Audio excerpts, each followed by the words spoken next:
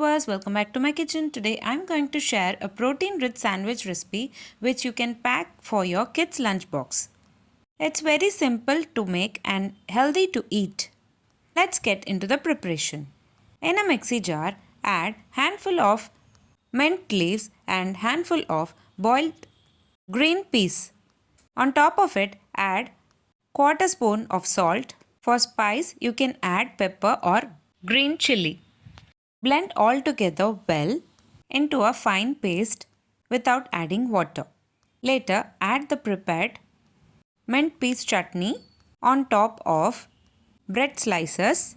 Add few boiled corn kernels, grated mozzarella cheese and close it gently as shown in the video.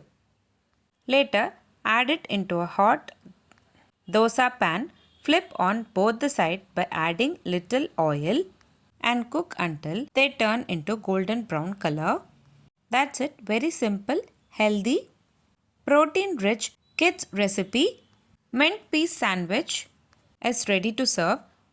This recipe will be a protein-packed kids recipe. If you like this video, please give a like and share to your friends. Also, don't forget to subscribe to my channel to get to know many interesting recipes.